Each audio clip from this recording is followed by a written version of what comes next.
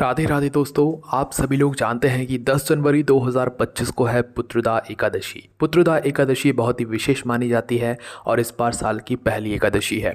और दोस्तों, ये एकादशी साल में सिर्फ 2 ही बार पड़ती है, जिसमें से एक तो पौष के महीने में जो कि अभी पड़ने वाली है, जो कि साल की पहली एकादशी है, और एक पड़ती है सावन के महीने में। इसलिए इस एकादशी का बहुत ही बड़ा और विशेष महत्व बताया गया है।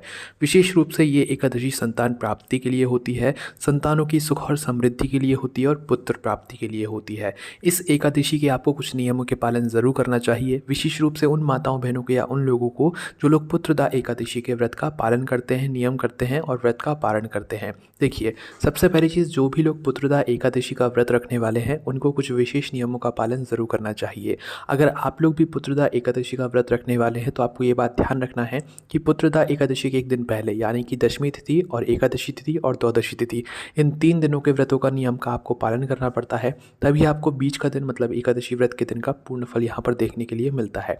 देखिए, अगर आप लोग एकादशी के व्रत का पालन करना चाहते हैं, एकादशी व्रत रखना चाहते हैं, तो आपको दशमी के दिन से ही इस व्रत के पालन का शुरुआत कर देना चाहिए। जैसे कि दशमी तिथि को आप लोगों को एक ही समय भोजन करना चाहिए, क्योंकि अगले दिन से जो है आपका व्रत होता है और कहीं ना कहीं उसकी जो तिथि है वो एक दिन पहले से ही शुरू हो जाती है।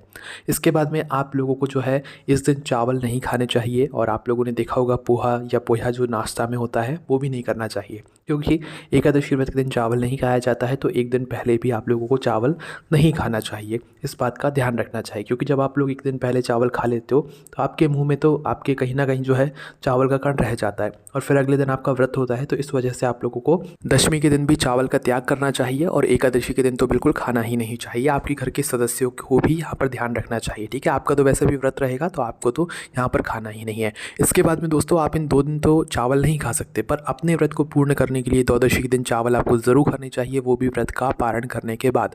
व्रत के पारण करने के बाद ही आप लोगों को अगले दिन कुछ खाना चाहिए, ऐसे नहीं खाना चाहिए। और हमेशा पुत्रदा एकादशी के व्रत का जो पारण होता है वो अगले ही दिन होता है। जैसे कि 10 जनवरी 2025 को एकादशी का व्रत है, तो 11 जनवरी 2025 को सुबह के समय आपको व्रत का पारण करना चाहिए, जो कि बहुत ही शुभ माना जाता है। इसके बाद में दोस्तों, पुत्रदा जो एकादशी होती है, ये एकादशी बहुत ही खास मानी जाती है। अगर आप पुत्रदा एकादशी का व्रत रखते हैं तो आपको एक दिन पहले तुलसी पत्र भी तोड़कर ज़रूर रख लेना चाहिए, क्योंकि आपको अगले दिन कहीं ना कहीं तुलसी पत्र काम ज़रूर आते हैं।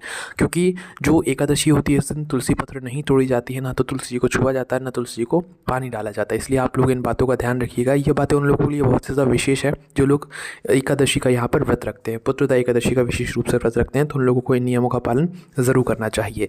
इसके बाद में दोस्तों, अगर आप लोगों का भी एकादशी का व्रत होता है तो उस दिन आपको सुबह सुबह ब्रह्म मुहूर्त में जल्दी उठ जाना चाहिए, और उठने के बाद आप लोगों को स्नान वगैरह से सारे कामों से निवृत्त होकर अपने ही घर में पूजन करना चाहिए। पूजन करने के लिए आप लोगों को भगवान विष्णु और माता लक्ष्मी जी की विशेष पूजन अर्चना करना चाहिए, और सुबह अपने व्रत का संकल्प लेना चाहिए। संकल्प लेने के लिए आप अपने सीधे हाथ के थैले में फूल और चावल के दाने रखकर संकल्प ले सकते हैं, और संकल्प लेने के बाद उसके कुछ समय बाद आप लोग जो है कुछ देर के लिए ओम नमो भगवते वासुदेवाय नमः या भगवान विष्णु जी के किसी भी एक मंत्र का कुछ समय के लिए जाप कर सकते हैं। उसके बाद पूरे दिन भर आप लोगों को जो है यहाँ पर मतलब भूखे रहना होता है। अब यहाँ पर ऐसा नहीं है कि आपको इस व्रत को जो है निर्जला या निराहार रखना पड़ता है। अगर आपकी क्षमता है तो आप रख सकते हैं, अन्यथा इस व्रत को निर्जला या निराहार नहीं रखा जाता है, ठीक है।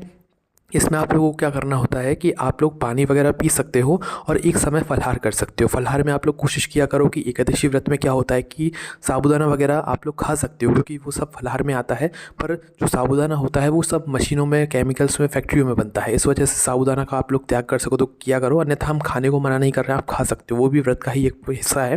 बाकी अगर आप लोग फल फूल वगैरह खाओ, या मतलब जो इस सीज़न में जो फल आते हैं वो खाओ तो ज़्यादा बेहतर है, दूध पियो तो ज़्यादा बेहतर है ना। बाकी एक समय ही आप लोगों को फलाहार करना चाहिए, 2 समय नहीं करना चाहिए एकादशी के व्रत में। उसके बाद में जो है, जैसे ही आपके व्रत का मतलब आप शुरुआत करते हो तो आपको ध्यान रखना चाहिए कि आपको इस दिन किसी से भी कोई अपशब्द नहीं बोलना चाहिए, किसी के लिए बुरे शब्द नहीं बोलना चाहिए, किसी से झूठ नहीं बोलना चाहिए। दिन भर भगवान के नाम का जाप करना चाहिए, ओम नमो भगवते वासुदेवाय नमः मंत्र का जाप करना चाहिए। इसी तरीके से पूरा दिन आप लोगों को निकाल देना चाहिए अपने व्रत में भगवान का नाम जाप करते हुए, और अगले दिन सुबह सुबह उठकर इस व्रत का पालन करना चाहिए। इस तरीके से इस व्रत को किया जाता है। राधे राधे।